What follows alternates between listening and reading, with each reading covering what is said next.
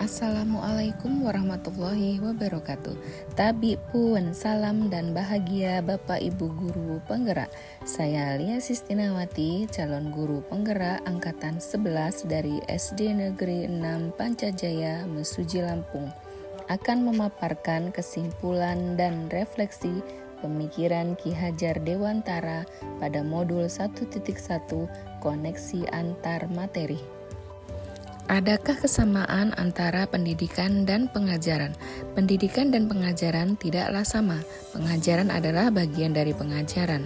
Menurut Ki Hajar Dewantara, pengajaran adalah proses pendidikan dalam memberi ilmu untuk kecakapan hidup anak secara lahir dan batin.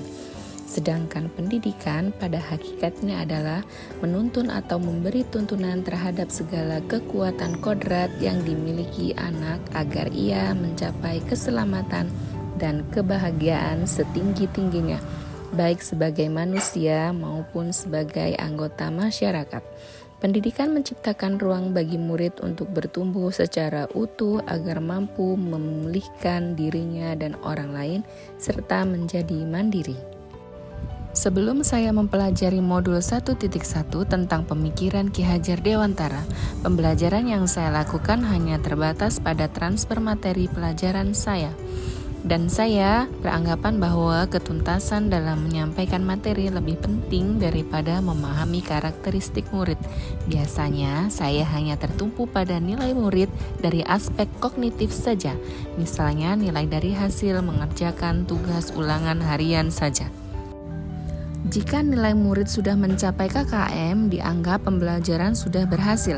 Selain itu, saya menganggap murid hanya sebagai objek pembelajaran, sehingga pembelajaran hanya berpusat pada guru atau metode teacher center. Sebelumnya saya tidak memperdulikan dengan apa yang saya sampaikan, apakah mereka sudah memahaminya atau tidak, karena fokus saya hanya pada ketercapaian materi, mengingat materi yang saya ajarkan cukup banyak. Saya pun hanya meminta siswa untuk bisa menghafal materi yang saya sampaikan tanpa berpikir bagaimana caranya supaya materi tersebut dapat mereka pahami. Pada akhirnya, saya hanya bisa mengeluh karena banyaknya murid yang tidak tuntas setelah pelaksanaan evaluasi. Setelah saya mempelajari modul 1.1 tentang pemikiran Ki Hajar Dewantara, saya sangat menyadari bahwa yang selama ini saya pikirkan dan lakukan tidaklah tepat. Seharusnya saya melakukan proses pembelajaran secara menyeluruh, bukan hanya aspek kognitif saja, tetapi mencakup pada aspek afektif, psikomotor, spiritual, sosial, dan budaya. Artinya, murid memiliki kebebasan untuk berekspresi dalam mengemukakan pendapat dan berkreasi sesuai dengan metode pembelajaran. Guru harusnya sebagai fasilitator pembelajaran. Guru harus ikhlas, penuh kesabaran, dan dengan ketulusan hati supaya terwujud pembelajaran yang menyenangkan, yang berpusat pada murid. Selain itu, saya harus mempelajari karakteristik murid, karena pada dasarnya setiap anak dilahirkan unik dengan segala kelebihan dan kekurangannya masing-masing.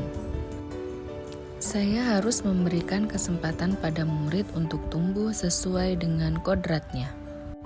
Yang dapat segera saya terapkan di dalam pembelajaran di kelas antara lain merancang pembelajaran yang interaktif dan menyenangkan dengan melibatkan murid sesuai metode student center.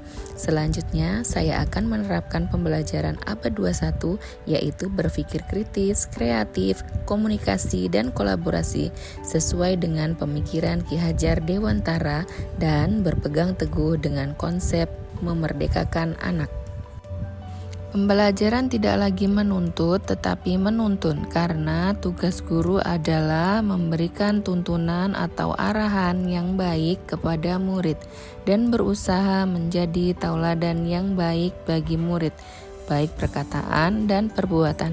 Selanjutnya, saya harus mengenali karakter dan latar belakang murid dengan menjalin komunikasi yang baik. Demikian pemaparan dari saya, semoga bermanfaat. Terima kasih. Salam dan bahagia Bapak Ibu Guru Penggerak. Wassalamualaikum warahmatullahi wabarakatuh.